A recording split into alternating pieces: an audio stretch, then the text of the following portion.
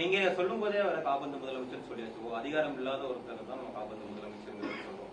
ஒரு இடத்துல ஆர்வோ வந்து உங்களுக்கு முறையான பர்மிஷன், பெரம்பூர்ல ஆர்வோ கண்ட்ரோல்ல இருக்க காவல்துறை வந்து உங்களுக்கு முறையான பர்மிஷன் கொடுக்குறாங்க ஆர்வோட உத்தரவுக்கு.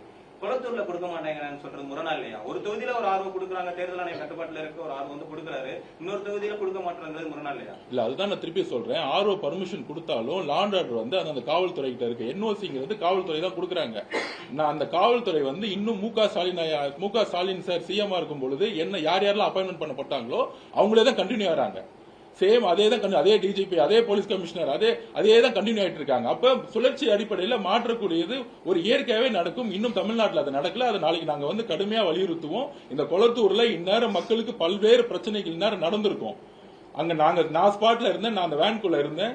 உடனடியா தலைவர் வந்து சொன்னாரு, இல்ல இந்த சிச்சுவேஷன் வந்து இந்த குறுகிய சாலையில மக்கள் வந்து 10,000 பேர் இல்ல 500 பேர் இருக்க ஒரு 2000 பேர் இருக்க இடத்துல கிட்டத்தட்ட 15,000-20,000 பேர் நிக்கிறாங்க. இந்த இடத்துல நம்ம வந்து சீக்கிரம் முடிச்சுட்டு நம்ம வந்து கிளம்புறது மக்கள் பாதுகாப்புக்கு நல்லதுன்னு தலைவர் அந்த ஸ்பாட்லயே முடிவு எடுத்தாரு.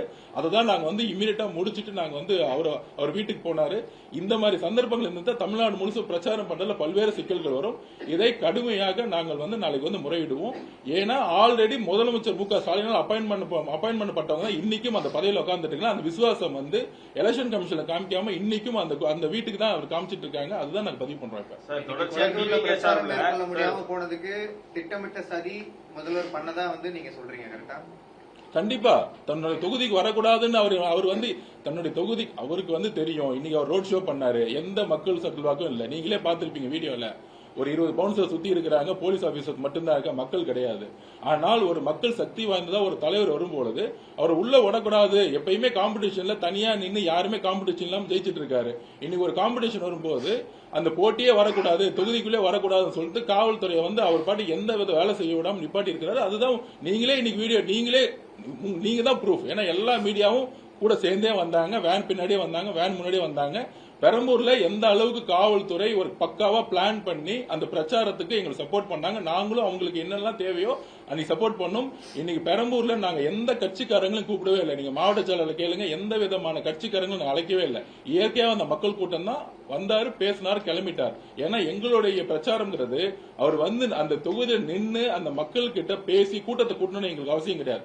நின்று பேசி லைவ்ல டிவில பார்த்தாலே மக்கள் போதுங்கிறத எங்களோட அழைப்பு எப்பயுமே கொடுத்துட்டே இருக்கும். மித்தவங்க மாதிரி மித்த கட்சி மாதிரி மக்களை ஆர்கனைஸ் பண்ணி வண்டியில கூட்டிட்டு வந்து நிக்க வேண்டிய பழக்கம் எங்களுக்கு கிடையாது. அமைதியான முறையில் அந்த தொகுதியில மக்கள் கடமையாற்ற எங்க தலைவர் வரும்பொழுது ஒரு 20 நிமிஷம் அவர் பேசக்கூடிய பேச்சு மக்கள்கிட்ட டிவி வழியாகவும் சோசியல் மீடியா வழியாகவும் யூடியூப் மூலியம் வந்தாலே போதும்னு நினைச்சுதான் நாங்க பிரச்சாரத்தை உருவாக்கிட்டு இருக்கோம். அதனால கட்சிக்காரர்களோ மாவட்ட செயலர்களோ இந்த கூட்டத்தை கூட்டிட்டு வர பழகம் எங்களுக்கு இயற்கையா கிடையாது. ரெண்டாவது, இவர் வெளியே வந்தா என்ன மாதிரி மக்கள் கூட்டம் வரும்னு ஆல்ரெடி தமிழ்நாடு பார்த்திருக்கு. அப்படி இருக்கும்போது காவல்துறை தெரியாதா பெரம்பூர்ல இருந்து கொளத்தூர் போறதுக்குள்ள என்ன மாதிரி சாலைகள் இருக்கு, எந்தெந்த ரோட பிளாக் பண்ணும் அப்படிங்கிறது ஒரு ஏன் கொளத்தூர் இருக்க காவல்துறைக்கு மட்டும் தெரியல?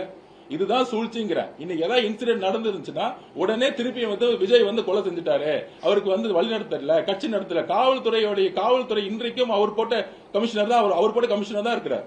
எங்களுக்கு அவர் மேல வந்து எப்பயுமே ஒரு குற்றச்சாட்டு இருந்துகிட்டே இருக்கு. அப்ப தேர்தல் கமிஷன் மாத்தணும்னு கேட்கிறோம். நாளைக்கு கண்டிப்பா அது முறையிடும் தான் நான் பதிவு பண்றேன். இப்போ தொடர்ச்சியா வந்து எதிர்கட்சிகள் வந்து யாருமே சொல்லல இது போல குற்றச்சாட்டு. டிவிக்கு தொடர்ச்சியா பாத்தீங்கன்னா பிரச்சாரத்துக்கு வந்து எங்களுக்கு பர்மிஷன் தரல, சரியான போலீஸ் பாதுகாப்பு இல்ல, தேர்தல் அதிகாரிகள் சரியா இல்ல, காவல்துறை சரியா இல்ல, தொடர்ச்சியா அதிகாரிகள் மேல புகார் சொல்றதுக்கான காரணங்கள் என்ன சார்? மக்கள் அதுதான் சொல்றேன். நீங்க உங்களுடைய மீடியாவே எங்களை வந்து டெய்லி ஃபாலோ பண்றீங்க.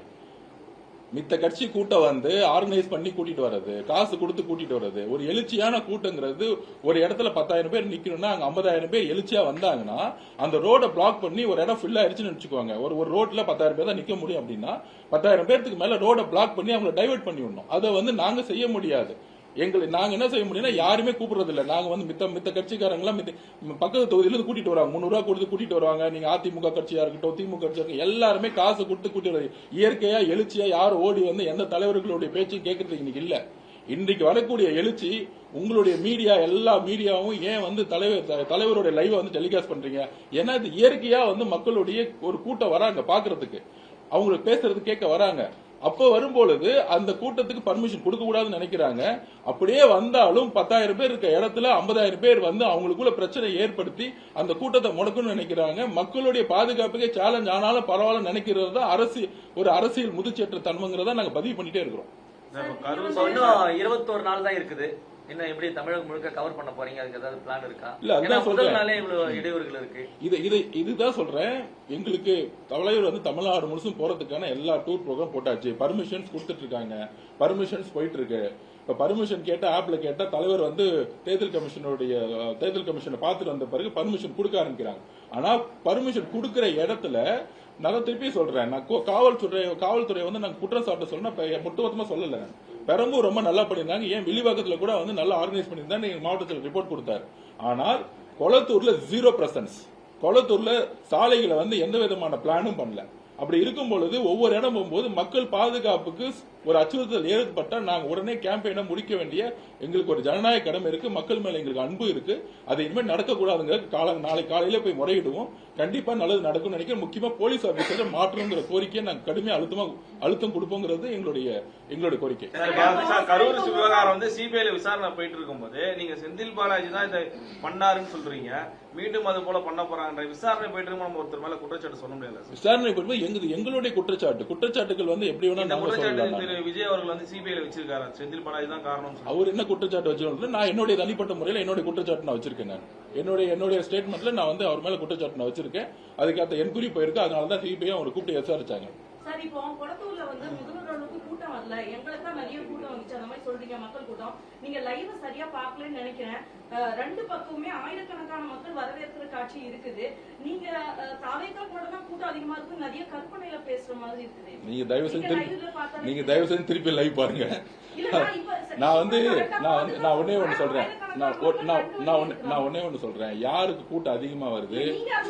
இல்ல நான் மதிப்பு அது குறைச்சு மதிப்பு இருக்காது, அர்த்தம் கிடையாது. மு.க. ஸ்டாலின் அவர்களோட ரோட் ஷோல காவல்துறை 1000-2000 பேர் பாதுகாப்பு கொடுக்கறாங்க. இந்த ஒரு டென்ஷன், ஒரு என்ன சொல்றது, ஒரு டெப்தான கிரௌட் வந்து அங்க வரதில்லை. இதுக்கு வந்து ஒரு தலைவர் வந்து குறைச்ச மதிப்புன்னு சொல்ல. டெப்தான கிரௌட் வராது பொழுது ஒரு 2000 போலீஸை போட்டு 10 கிலோமீட்டர் வரைக்கும் ஒவ்வொரு 10 அடிக்கு போலீஸை நிப்பாட்டுறீங்களா? அதே மாதிரி டெப்தான கிரௌட் வந்து இன்னொரு தலைவருக்கு வரும்போது அது எங்க தலைவர் மட்டும் கிடையாது, எந்த தலைவராக இருந்தாலும் நான் சொல்றேன். அப்ப மக்களுடைய பாதுகாப்பு காவல்துறை அதே மாதிரி ஒரு பிரியாரிட்டி கொடுங்கன்னு நான் சொல்ல வரேன். நான் சார், முதல்வருக்கும் இருக்கக்கூடிய ஒரு கட்சி இதுக்கும் வித்தியாசம் இருக்கு இல்லைங்களா சார்? அவர் இன்றைக்கு முதல்வர் கிடையாது, காப்பந்து முதல்வர். இன்றைக்கு அவர் ஒரு வேட்பாளர். எல்லா தமிழ்நாட்டில் இருக்க 234 வேட்பாளருக்கும் இன்னைக்கு ஒரே சட்டம் தான். அதை தயவு செஞ்சு புரிஞ்சுக்கோங்க. ஒரு நிமிஷம் புரிஞ்சுக்கோங்க. எலெக்ஷன் கமிஷன் வந்துருச்சுன்னா யாருக்கும் அதிகாரம் கிடையாது.